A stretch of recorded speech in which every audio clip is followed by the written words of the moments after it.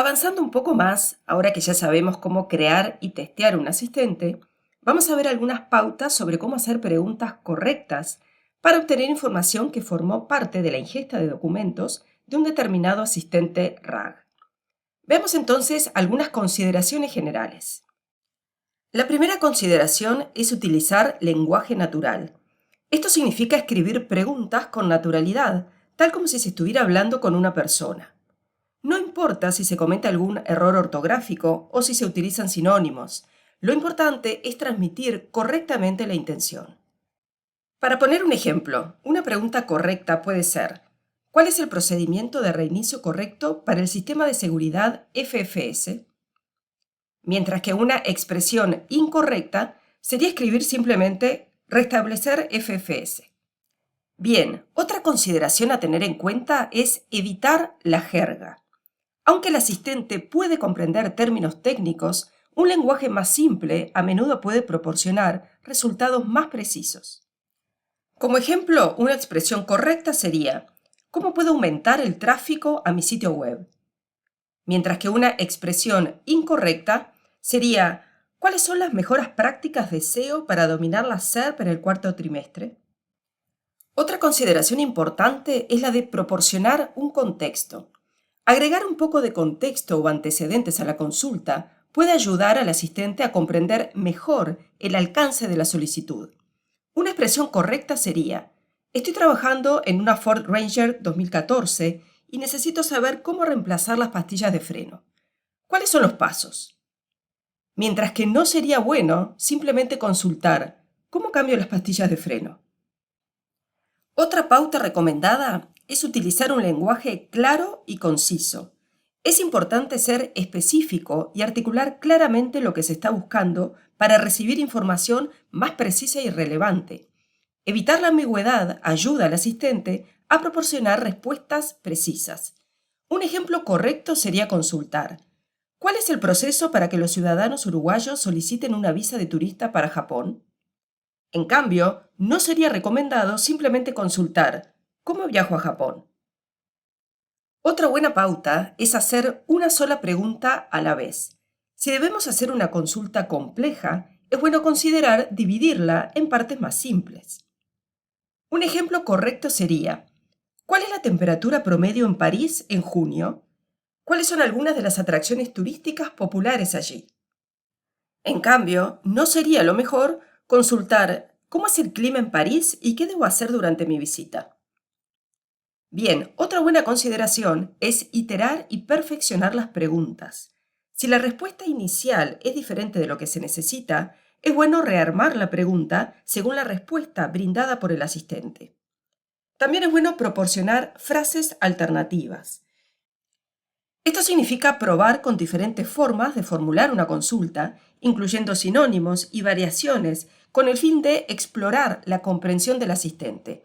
Veamos como ejemplo la siguiente consulta: ¿cuál es la mejor manera de aumentar la productividad en el trabajo? Si el asistente no comprende la pregunta, podría brindar como respuesta estrategias generales sobre productividad en lugar de estrategias específicas en el lugar de trabajo. Entonces se puede reformular de la siguiente forma: ¿puede sugerir métodos específicos para mejorar la productividad del equipo en un entorno de oficina? Esta reformulación entonces aclara que la intención se centra en la productividad del equipo en un entorno profesional y no en consejos de productividad individuales. Bien, así como acabamos de ver pautas y consideraciones de buen uso a la hora de comunicarnos con un asistente, es importante tener en cuenta también que hay ciertas preguntas que el asistente no puede responder. Por ejemplo, es importante evitar pedir información relacionada con fechas. Algo de este estilo no sería recomendable. ¿Cuál fue el contrato entre marzo y abril? No se espera que las comparaciones o contrastes de información den buenos resultados. Otra cosa que el asistente no puede responder es brindar información que no forma parte de los documentos que se utilizaron para darle contexto al asistente RAG. No puede resumir ni contar elementos y tampoco puede procesar textos que aparezcan en imágenes. Bien, ahora que ya sabemos las consideraciones a tener en cuenta para tener una buena comunicación con un asistente RAG, vamos a profundizar un poco más en su configuración. Como ya hemos visto anteriormente, toda la interacción con el componente de búsqueda de chat se configura a través de la sección RAG Assistants. Se crea un asistente RAG predeterminado durante la inicialización y luego se puede modificar o crear otros nuevos para cambiar su comportamiento. Una vez creado, accedemos a sus opciones mediante el botón Update y ya sabemos que el conjunto de estas opciones está organizado en secciones.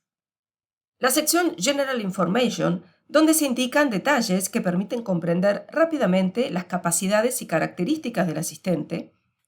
La sección Prompt, donde se indica información sobre cómo está configurado el asistente para recibir y procesar consultas de los usuarios. Y la sección donde se especifica cómo se recupera la información.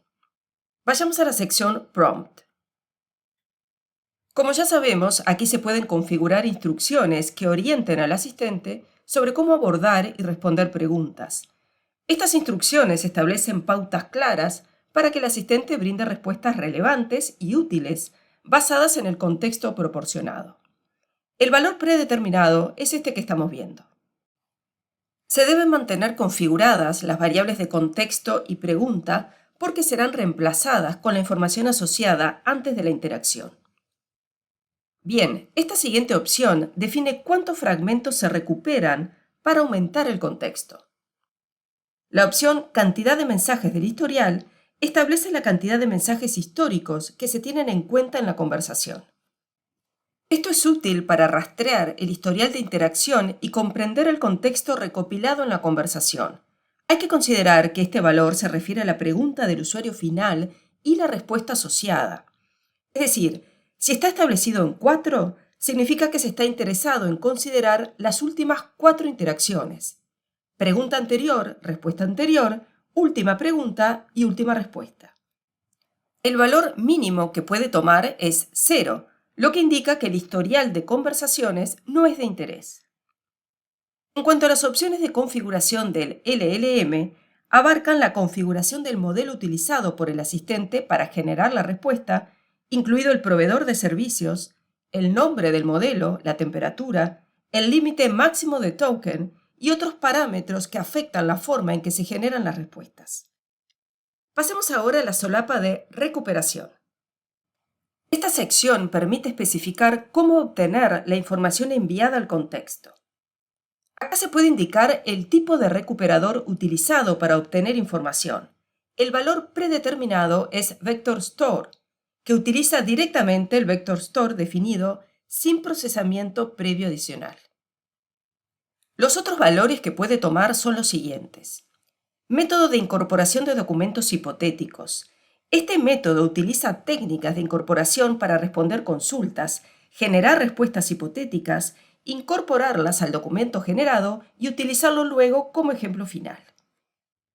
Otro posible método de recuperación es la comprensión contextual. Este método intenta mejorar las respuestas devueltas por las búsquedas de similitud de documentos, teniendo en cuenta de mejor manera el contexto de la consulta.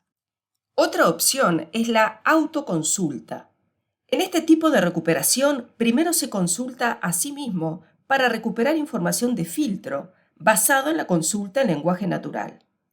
Luego ejecuta una segunda consulta al LLM con la consulta y los filtros aplicados en base a la primera. También se puede elegir la consulta múltiple. Este tipo de recuperador automatiza el proceso de ajuste rápido mediante el uso de un LLM para generar múltiples consultas desde diferentes perspectivas para una cierta consulta inicial de usuario. Para cada consulta, entonces, recupera un conjunto de documentos relevantes y toma la unión única de todas esas consultas para obtener, entonces, un conjunto más grande de documentos potencialmente relevantes. Luego, la opción umbral de puntuación utiliza lo que se llama búsqueda recursiva de similitud. Se devolverán todas las coincidencias de preguntas similares según el umbral de puntuación mínimo indicado. Por último, el tipo de recuperador gráfico permite el uso de un enfoque de representación de información basado en gráficos para su recuperación. Y a continuación, en este cuadro, se puede especificar la consulta que se envía al recuperador para buscar información. Esta consulta puede ser una pregunta o una solicitud específica. Este cuadro, umbral de puntuación, define el valor mínimo válido para considerar la información como válida cuando es recuperada. Si no hay documentos válidos, no se produce ninguna interacción con el LLM. El valor predeterminado es 0,0. El cuadro metadata del perfil puede contener metadata adicional relacionada con el perfil del recuperador. El valor predeterminado es un objeto vacío, pero en determinados casos conviene poder afinar cada acceso al LLM para obtener el resultado deseado. Finalmente, en el cuadro Endpoint se puede indicar la dirección URL que apunta al servidor o servicio específico donde se alojan los métodos o modelos de recuperación.